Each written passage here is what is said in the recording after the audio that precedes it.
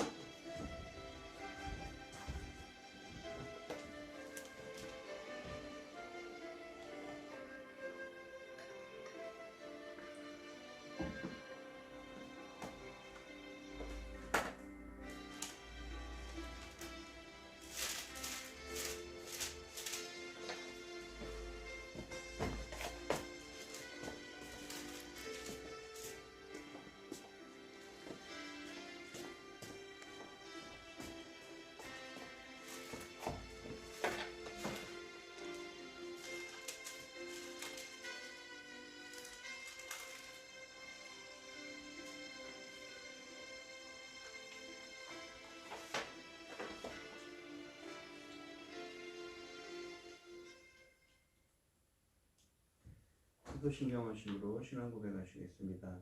전능하사 천지를 만드신 하나님 아버지를 내가 믿사오며 그 외아들 우리 주 예수 그리스도를 믿사오니 이는 성령으로 잉태하사 동정녀 마리아에게 나시고 본디오 빌라도에게 고난을 받으사 십자가에 못 박혀 죽으시고 장사한 지 사흘 만에 죽은 자 가운데서 다시 살아나시며 하늘에 오르사 전능하신 하나님 우편에 앉아 계시다가 저리로서 산자와 죽은 자를 심판으로 오시리라.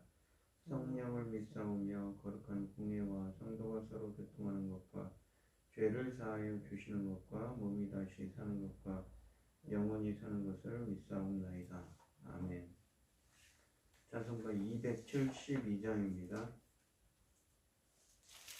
272장입니다.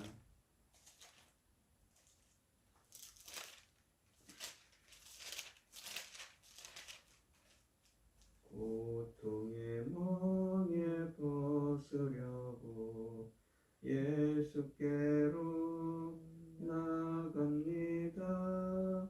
자유와 기쁨 베푸시는 주께로 갑니다.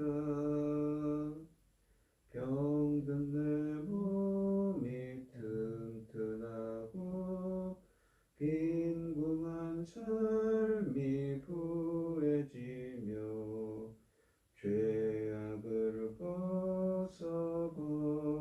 벗어버리려고 주께로 갑니다. 낭패와 실망 당한 뒤에 예수께로 나갑니다. 십자가 은혜 받으려고 주께로 갑니다.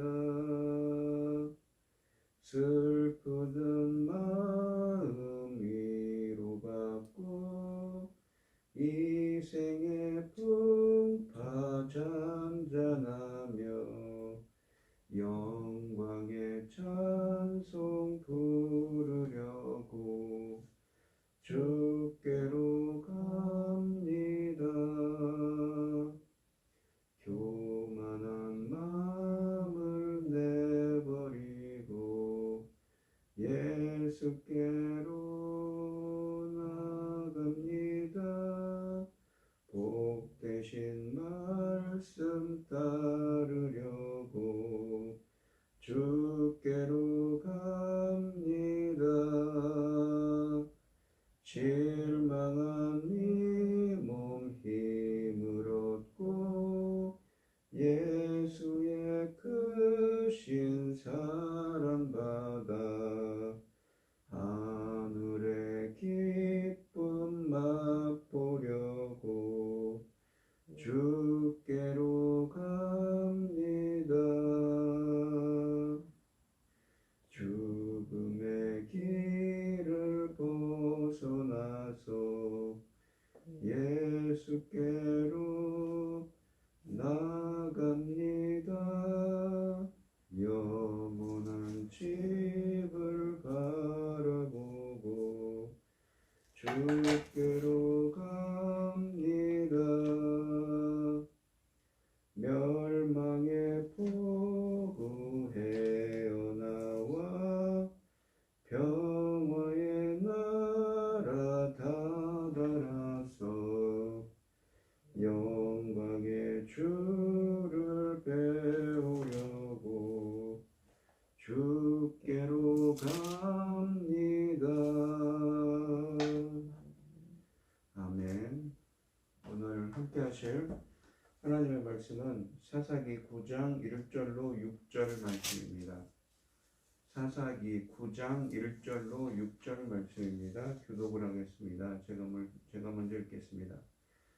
여룻바알의 아들 아비멜렉이 세겜에 가서 그의 어머니의 형제에게 이르러 그들과 그의 외조부의 집에 온 가족에게 말하여 이르되 청하라며 너희는 세겜의 모든 사람들의 귀에 말하라. 여룻바알의 아들 70명이 다 너희를 다스림과 한 사람이 너희를 다스리며 어느 것이 너희에게 나으냐 또 나는 너희의 고역임을 기억하라 하니 그의 어머니의 형제들이 그를 위하여 이 모든 말을 세겜의 모든 사람들의 귀에 말하매 그들의 마음이 아비멜렉에게로 기울어서 이르기를 그는 우리 형제라 하고 바알베를 신전에서 은 70개를 내어 그에게 주니 아비멜렉이 그에게 방탕하고 경박한 사람들이 사서 자기를 따르게 하고 오브라에 있는 그의 아버지의 집으로 가서 여룹바알의 아들 곧 자기 형제 70명을 한 바위 위에서 죽였는데 다만 여룹바알의 아들 막내 아들 요담은 스스로 숨었으므로 남으니라. 세겜의 모든 사람과 밀로 모든 족속이 모여서 세겜에 있는 상소리나무 기둥 곁에서 아비멜렉을 왕으로 삼으니라. 아멘. 오늘 본문 말씀의 제목은 왕의 자리를 탐하다입니다. 이 권력욕에 사로잡힌 아비멜렉은 왕이 되기 위해 음모를 꾸밉니다. 혈연을 앞세워 세겜 사람들을 선동하고 그들의 지원에 힘입어 이복 형제들을 죽여 기어코 왕이 됩니다. 기드온의 아들들 중에서도 신분적으로 가장 큰 결함을 지니고 태어난 아비멜렉은 유난히도 큰 야심을 품은 사람이었습니다. 8장 31절을 보시면 아비멜렉은 기드온의 첩이었지만 어떤 이유에서인지 기드온과 합류하지 않고 자기 친정에 있는 세겜에 살았던 여인이 낳은 아들이었습니다. 그는 사사가 되어 40년 동안 이스라엘을 다스렸던 아버지 기드온의 대를 이어 사사가 되는 것을 꿈꾼 것이 아니라 한 걸음 더 나아가 이스라엘의 왕이 되고 싶었습니다. 아비멜렉은 어떻게 해야 자신이 쉽게 왕이 될 수 있는가에 대하여도 정확히 알고 있었습니다. 그는 매우 교활한 사람입니다. 1절과 2절에 보시면 아비멜렉은 어머니의 고향이자 그녀가 살고 있는 세겜으로 가서 어머니의 형제들을 포함한 모든 외가 친척들에게 지역 주민들을 상대로 일종의 여론 선동을 해달라고 부탁합니다. 그가 표면적으로 내세운 명분은 백성들에게 선택의 여지가 있다면 70명의 통치를 받는 것이 좋은가 아니면 한 사람의 통치를 받는 것이 좋은가 였습니다. 아비멜렉의 질문은 객관적인 여론조사를 요구하는 것으로 보일 수가 있습니다. 그러나 그는 이 질문 끝에 나는 너희와의 고류겜을 기억하라고 2절에 말합니다. 이 말을 첨부하여 그들과 피를 나눈 자신이 바로 70명에 대한 대안인 한 사람이라는 것을 부각시킵니다. 혈연과 지연을 교묘하게 이용하는 정치적 술수입니다. 예나 지금이나 정치인들이 가장 잘 써먹는 수법이 바로 혈연과 지연을 악용하는 것이지요. 이 아비멜렉의 계략은 정확하게 들어맞았습니다. 3절에 보시면 세겜 사람들이 그의 우리 형제라는 호소에 동요되었을 뿐만 아니라 4절에서는 은 70세겔, 약 800g을 마련해 주었습니다. 아비멜렉은 세겜 사람들이 마련해준 돈으로 이 방탕하고 경박한 사람들을 고용합니다. 5절에 보시면 아비멜렉은 그들을 데리고 어머니 고향 세겜에서 50km 떨어진 아버지의 고향 오브라로 가서 형제 70명을 살해합니다. 본문은 아비멜렉이 그들을 한 바위 위에서 죽였다고 하는데 바위가 기드온 이야기와 아비멜렉 이야기를 연결해 줍니다. 기드온은 천사를 통해 받은 소명이 참으로 하나님께서 주신 것인가를 시험하기 위해 바위 위에 제물을 바친 적이 있습니다. 아비멜렉은 형제들을 바위에서 자기 야심을 채우기 위해 제물로 삼습니다. 기드온은 미디안 군대의 장군 오렙을 잡아 오렙 바위에서 7장 25절에 보시면 오렙 바위에서 처형했습니다. 아비멜렉은 욕심을 채우는데 방해가 될 수 있는 사람 70명을 바위 위에서 죽입니다. 이것은 체계적이고 조직적인 작전을 통해 모두 잡아다가 충분한 시간이 지난 후에 같은 바위에서 한 사람 한 사람씩 차례대로 죽였다는 뜻입니다.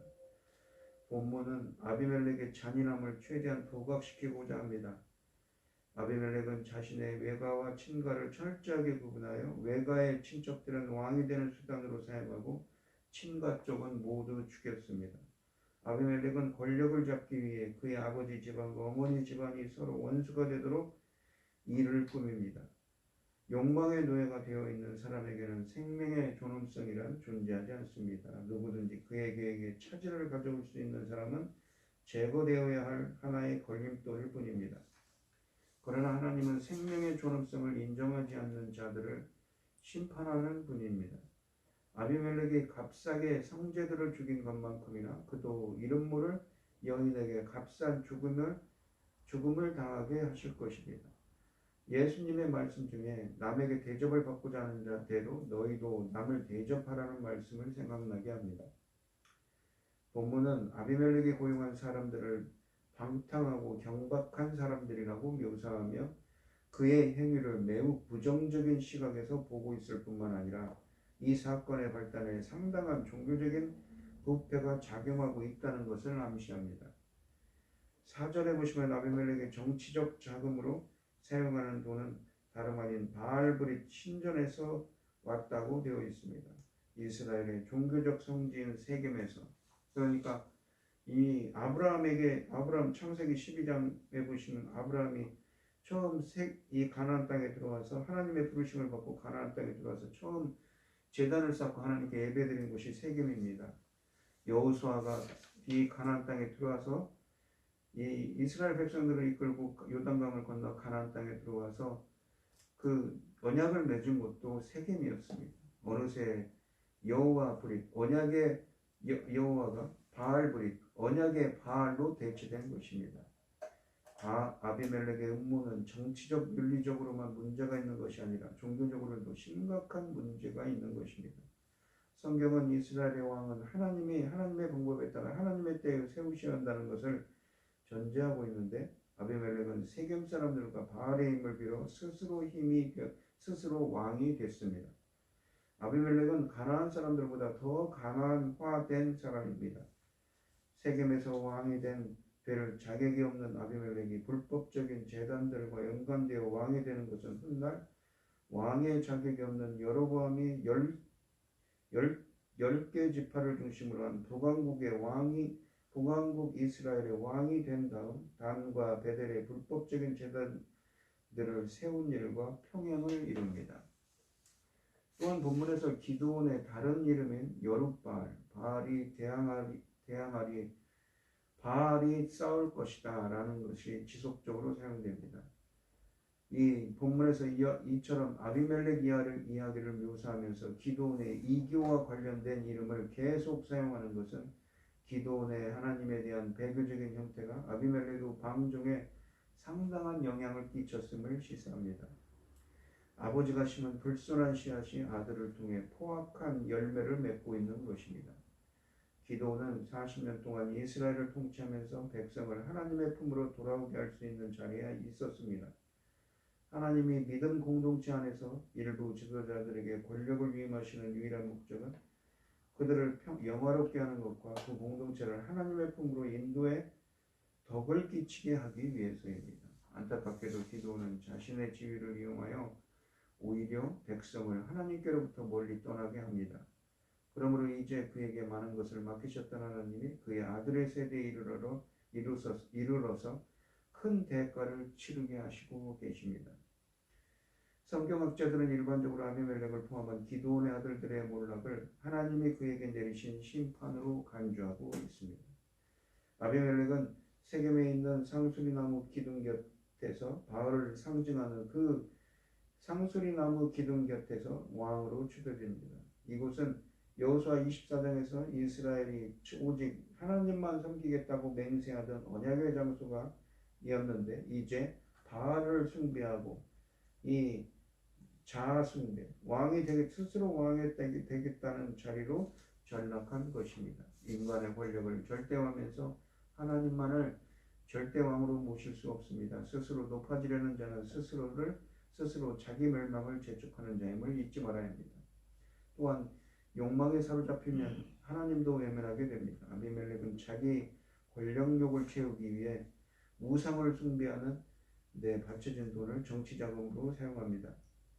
자기를 왕으로 만들어주기만 한다면 우상이라도 상관없다는 태도입니다. 그는 이미 하나님을 버렸기 때문에 이 욕망의 종이 되어 있습니다. 탐심은 우상 숭배로 귀결된다고 골로새서 3장 5절에 쓰여져 있습니다. 성공을 쟁취하기 위해 하나님이 기뻐하지 않는 길로 가고 있지 않은지 우리는 돌아봐야 합니다. 오늘 이 시간 육신적인 우리 이 세상의 영화와 이 세상에서 잘 먹고 잘 사는 것이 아니라 하나님이 주시는 은혜를 생각하며 그 하나님의 그 좁은 길로 행할 수 있는 우리가 되게 해달라고 기도하는 여러분들이 되시기를 바랍니다. 기도하겠습니다. 하나님 아버지 감사합니다. 기드온이 잘못된 그러한 뿌리를 내려 그 아들이 아비멜렉이 자기 형제 70명을 죽이고 스스로 왕이 됩니다. 그 탐심이 무서운 탐심이 욕망을 사로잡은 그 탐심이 이러한 악행을 행하고 있습니다.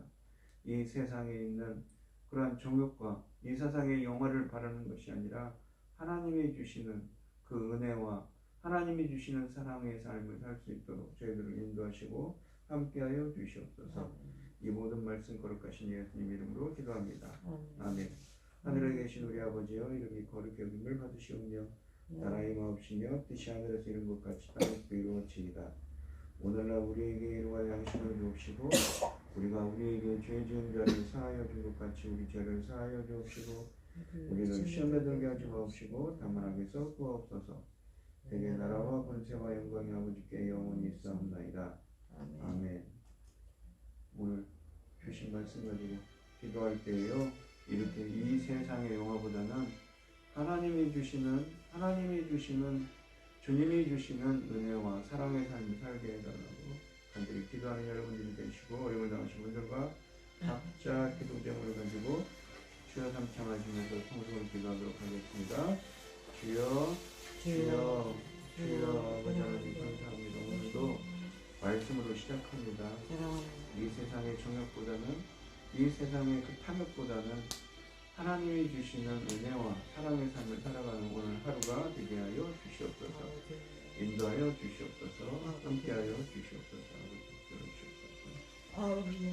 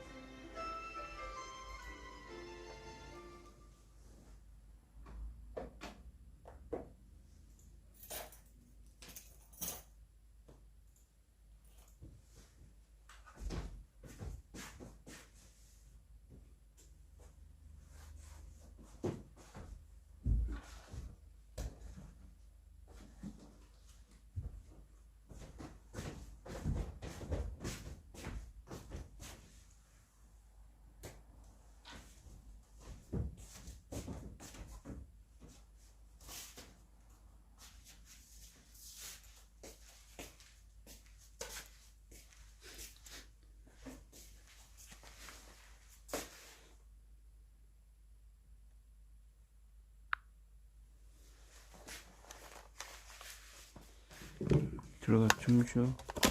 엄마.